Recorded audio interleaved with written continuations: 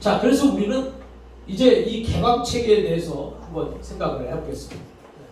자, 이 개방 체계라고 하는 것은 가족이, 자, 이게 이제 이게 가족 체계란 말이에요. 저 가족 체계가 아주 가족 체계가 이렇게 폐쇄적 가족 체계가 있고 폐쇄적. 자, 폐쇄적이라고 하는 것은 다른 사람이 이 가족 안에 들어오지 못하죠. 이게 굵어가지고. 그래서 다른 사람이 가족 안에 들어오지 못하고 이 가족만이 있는 거죠. 자, 근데 개방적 체계다. 개방 체계, 개방적 체계다. 여기 폐쇄적 체계고 개방적 체계. 자, 개방적 체계라고 하는 것은 이 가족 사이가 굳지를 않아요. 네, 그래서 이렇게 누구든지 들어올 수 있어요. 이렇게 접근할 수 있어요. 예를 들어서 여러분의 자녀가 친구를 데리고 집에 와서 밥을 먹고 잠을 잔다. 자, 그게 가능합니까? 가능하면 손 들어봐요. 네. 그 나머지는 가능하지 못한 거예요. 그러면 가능하지 못하면 친구가 저 친구를 데리고 집에 와서 잠자고 같이 밥 먹고 같이 잠을 자고 한다 그러면 여러분은 그 친구 보내라고 걔도 집에 가야 되지 않냐 이렇게 되면 이거는 뭐예요? 이건 폐쇄적 체계예요. 자, 개방적 체계라고 하는 것은 엄마 오늘 친구가 우리 집에 와서 나랑 같이 자고 밥 먹고 내일 아침에 같이 학교 갈게. 자, 이랬을 때에 그래 그렇게 해라 했을 때 이거는 이제 이 개방 체계가 되는 거죠. 그러니까 가족이라고 이 폐쇄적인 체계는 가족만 우리 식구만 우리끼리만 이걸 강조하는 것이고 또 개방적 체계라고 하는 것은 우리 가족뿐만이 아니라 다른 사람도 쉽게 이렇게 접근성이 용이하다. 자, 이런 거에서 이제 우리가 개방 체계냐 폐쇄적 체계냐 이런 것을 보면서 모든 그렇다고 해서 개방적 체계라고 해서 다 좋다는 건 아니에요. 100% 다 좋다는 건 아니죠. 자, 폐쇄적 가족 체계도 장점은 있어요. 왜냐하면 가족끼리의 비밀, 또 가족끼리의 어떤 단결, 자 이런 것도 있겠죠. 그리고 또 개방이라고 다 좋은 거냐? 그게 아니요. 그러니까 이렇게 되면 그냥 예를 들어서 남편도 막 친구 데려와서 집에 와서 술 먹고 잠자고 막 가봐요. 그럼 가족이 얼마나 피곤하겠어요. 그러니까는 나름대로 이게 좋다 나쁘다는 말할 수 없지만은 그래도 개방적 체계였을 때 가족은 그만큼 더 이렇게 의사소통 관계나 여러 가지가 잘 이루어지게 된다는 그런 의미예요. 자, 그다음 가겠습니다. 가족 체계 이론의 기본 과정에서 보면 전체는 부분의 합보다 크다. 자, 보세요. 이게 전체는 이 부분의 합보다 크지, 당연히. 그 다음에 병리의 발생지는 개인 내부에 있는 것이 아니라 체계의 역기능에 있다. 자, 그러면 이 가족의 문제, 이 가족 구성원들끼리의 문제는 여기 이 사람이 만약에 어떤 가족의 문제가 생겼어. 그러면 이 개인의 문제가 아니라 이 체계 전체의 어떤 영향을 받아서 문제가 생긴다는 거죠. 자, 그 다음에 행동은 순환적 인간관계에 따라서 움직인다. 자, 행동은 순환적 인간관계, 그러니까 나의 행동이 이 인간관계에 영향을 받는다는 거예요. 순환적인 이 인간관계. 그 다음에 이전 생활 속에서 규칙을 발견할 수 있고, 그 다음에 가족 규칙은 중복 원칙으로 파생되고요. 그 다음에 행동은 피드백 고리에 따라서 움직인다. 자, 이 피드백 고리라고 하는 것은 내가 행동이 너 그렇게 하면 안 돼. 그거 너 틀렸어. 그러면은 행동을 수정한단 말이죠. 그래서 피드백 고리에 따라서 행동이 움직이게 된다는 것이고, 병리적 의사소통은 관계의 문제를 유발한다. 그 다음에 이제 병리적이라고 하는 것은 병적인 거죠. 정상적인 게 아니란 말이에요. 그래서 정상적이지 않은 의사소통은 관계의 문제를 유발해요. 자, 만약에 여기 이 가족 중에 한 사람이 의사소통이 불편해. 안 돼. 그러면 여기 보면은 이 서로 관계 간의 문제를 야기시킬 수가 있다. 자, 모든 가족 구성원은 각자의 임무를 수행한다. 각자 자기들의 임무를 수행해야지. 각자 자기들의 임무를 수행하지 못하면 안 되는 거죠. 자, 그 다음에 이번에 주요 용어 및 개념을 보겠어요. 자, 체계. 체계는 큰 환경 내에서 아까 제가 설명을 했어요. 크게 시스템이다. 이렇게 보시면 되고요. 자, 혼론이라고 하는 사람은 부분과 전체가 구분할 수 없는 하나의 체계다. 네. 그래서 이 부분을 이 전체에서 떼어낼 수 없다는 거예요. 그래서 이것도 하나의 체계다 이렇게 보는 거예요. 그래서 서로 대립하면서도 서로 상호 보완적인, 상보적으로 상호작용하면서 전 체계를 유연하게 해서 변화가 일어날 수 있다고 했다. 그러니까 이 홀론이라고 하는 사람은 이 체계 안에서 이것만 딱 떼어내면 안 된다는 거죠. 그래서 이 딱 떼어 이것도 하나의 이 체계 안에 속해 있는 하나의 체계라. 이렇게 해서 이 전체 체계가 마치 그물처럼 하나가 어떻게 좀 문제가 생겨도 서로 아픔을 같이 느끼고 함께 이렇게 하기 때문에 유연하게 변화가 일어날 수 있다고 했습니다. 그 다음에 이제 전체성이라고 하는 것은 전체는 부분의 합 이상인 것으로 전체성을 고려할 때 특성보다는 관계가 더 중요한 것이 초점이 된다. 자, 우리가 이렇게 체계를 봤을 때에 이 체계 안에, 가족 체계 안에 이런 것들이 서로 관계가 굉장히 중요하죠. 관계가. 이 관계가 원활하게 되면은 이게 문제가 없지만 이 관계가 서로 단절되거나 이렇게 서로 원활하게 소통이 되지 못할 때는 반드시 여기에는 병리적 현상이 나타날 수밖에 없다. 자, 레슬리에 의하면 체계의 전체성 때문에 각 구성 요소의 변화는 전체에 영향을 미친다. 당연히 이 체계는 전체에 영향을 미칠 수밖에 없다. 이렇게 보고 있습니다. 자, 경계라고 하는 것은 뭐냐? 경계는 아까 가족 체계를 구성하고 있는 어떤 틀이죠. 이게 이 영역을 이렇게 하나로 묶어놨을 때 그걸 시스템 이렇게 보는. 그리고 이 안에는 하위 체계가 있고 또 상위 체계가 있고, 자, 이런 것들이 이제 고유 영역이나 접촉된 지점을 기술하는 거예요. 자, 그다음에 이제 가족 체계의 큰 경계는 가족 체계의 위험 요소들을 걸러낸다. 그리고 유익한 요소들을 통합시키는 과정으로 유지되는데, 경계는 투과성 정도와 투과의 양에 의해 특징이 구분된다. 자, 이거예요. 자, 이게 이제 여기서 경계가 이 가족 체계의 경계가 두꺼우면은 이게 투과되는 양이 적게 되면은 이게 힘들게 되겠죠. 그러나 이게 얇아버리면 쉽게 이 가족 체계 속으로 막 투과하게 된다는 거죠. 자, 그래서 그 얘기예요. 그 투과성 정도와 투과의 양에 의해서 특징이 구분된다는 거죠. 자, 그 다음에 경계가 투과적일수록 개방성을 가지게 된다.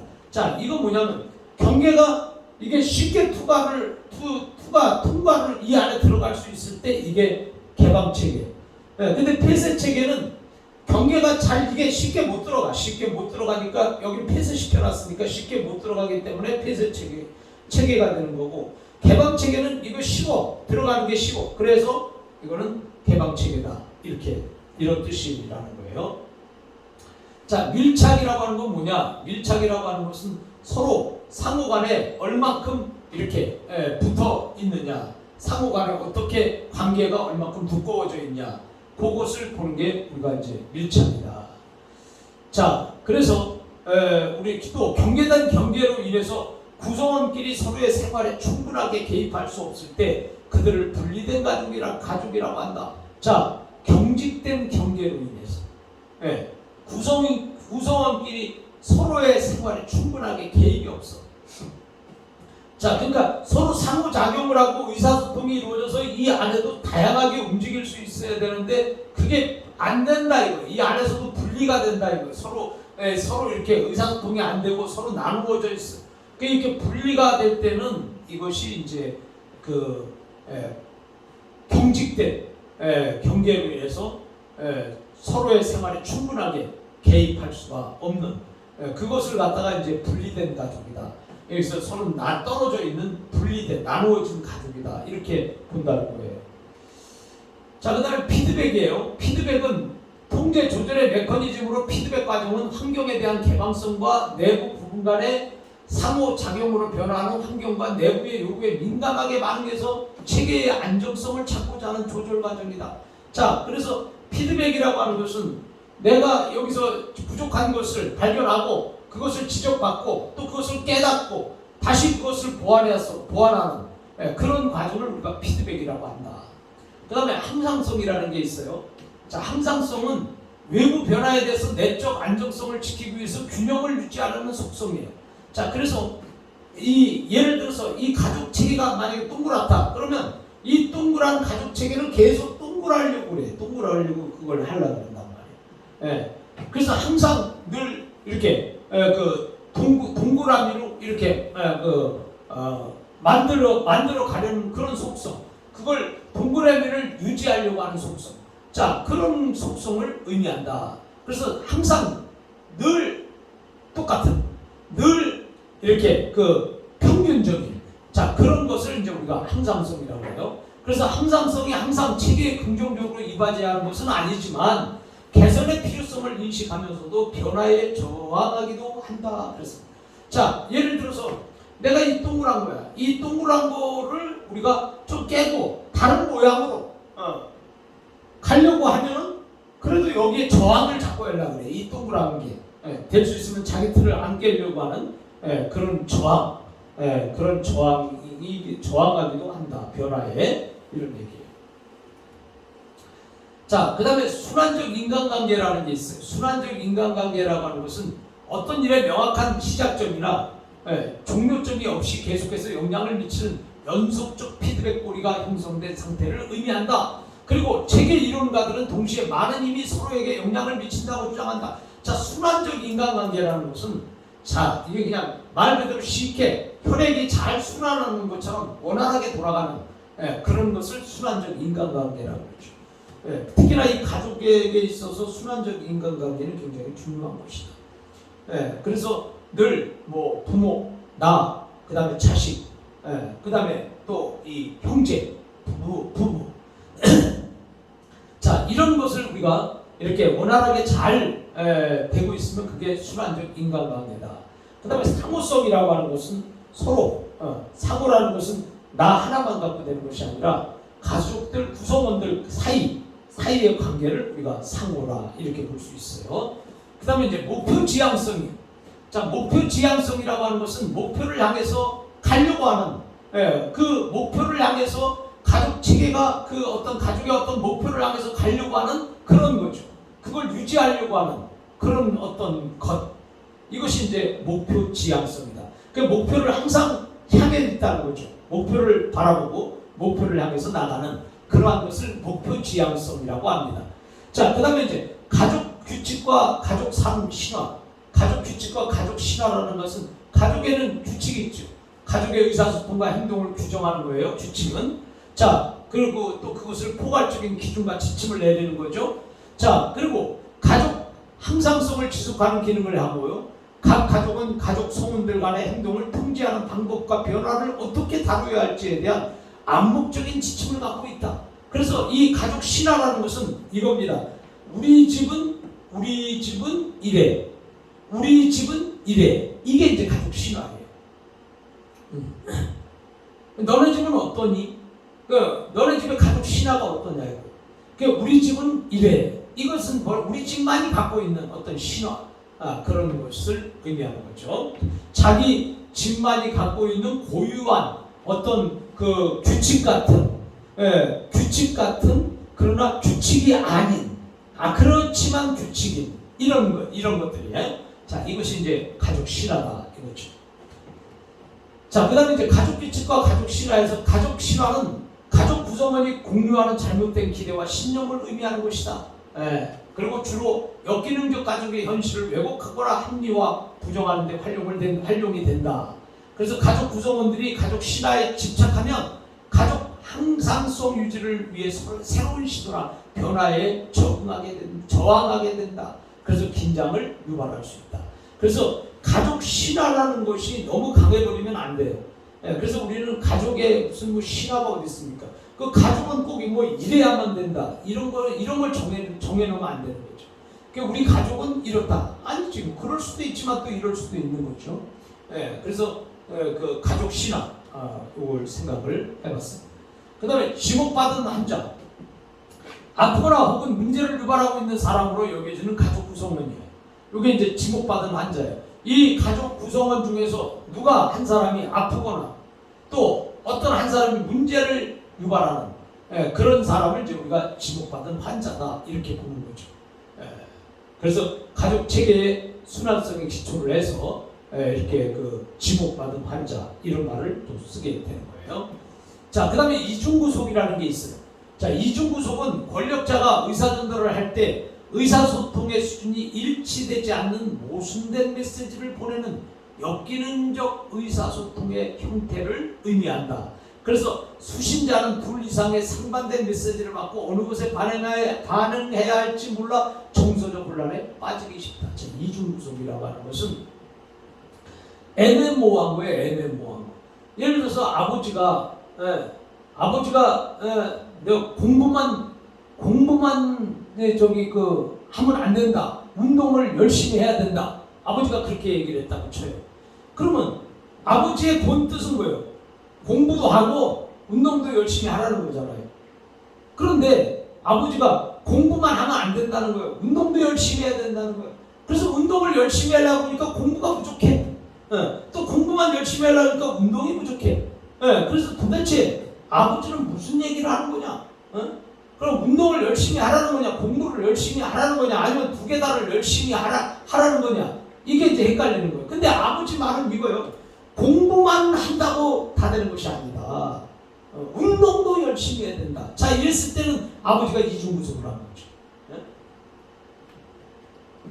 자, 그래서 우리가 이런 것을 보면 애매모호한 역기능적 의사소통의 형태를 이중구속이라고 합니다. 그래서 이제 이 그 얘기를 듣는 사람은 헷갈리게 되는 거죠.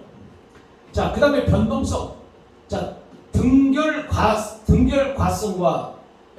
등결과 성과. 자, 이결과 성이 있으며 등결과성은 다양한 시작이 하나의 같은 결과를 가져오는 것이고 이결과성은 같은 시작이 다양한 결과에 도달하는 것이다. 자, 이제 변동성이라고 하는 것은 이제 좀 이게 이 말이 좀 이상하지만은 자, 등결과성이 있고 이결과성이 있어요. 등결과성이라고 하는 것은 다양한 시작이 결과가 다 한 결과를 가져온다. 근데 이결과성이라고 하는 것은 시작이 다양한 결과에 도달한다는 거죠. 이게 이제 변동성이에요. 변동성. 그러니까 가족 체계의 변동성은 가족 체계에서 변동은 일상 그 자체다. 그리고 등결과성과 이결과성을 고려해서 어떤 현상을 설명한다고 할 때 분석에 치중하는 것은 효용이 없을 수 있다. 이렇게 말합니다. 자, 우리는 주요 연구 및 적용 분야를 우리가 보겠습니다. 자, 가족생활 교육에서 가족 체계의 특성 중에서 가족 규칙, 그 다음에 가족의 역할, 그 다음에 가족의 위계 질서, 그 다음에 가족의 경계, 그 다음에 거기에 하위 체계, 그 다음에 정서적 거리감. 자, 이런 거에 인식 중요성을 반영해서 전체 프로그램 구성 기본 틀로 활용을 하는 거죠. 그게 이제 가족 생활 교육이에요. 자, 그래서 구성 내용으로는 의사소통 훈련 기술, 의사소통 그러니까 기술 훈련이에요. 그 다음에 가족 규칙 정하는 거, 그 다음에 친밀한 관계를 위해서 어떤 전략, 이걸 세우고, 주요 프로그램은 부부관계 교육이 있고, 그 다음에 재혼, 요즘에 이제 이혼율이 많으니까 재혼 교육이 있고요. 그 다음에 또 이혼을 할 때도 교육이 필요해요. 재혼할 때도 교육이 필요하지만 이혼할 때도 교육이 필요하다. 그 다음에 고부간의 관계 교육 프로그램도 있어야 된다. 자, 이런 것들이 이제 가족 생활 교육이에요. 자, 그 다음에 이제 가족 관계. 가족 관계는 응집력과 또 가족 적응성이 높을수록 부모 자녀 간의 의사소통도 개방적이다. 자, 그 뭐 당연한 거잖아요. 이 가족 식구들끼리 의사소통이 개방적으로 자유롭게 할 수 있어야 응집력도 있고 적응성도 높다는 거죠.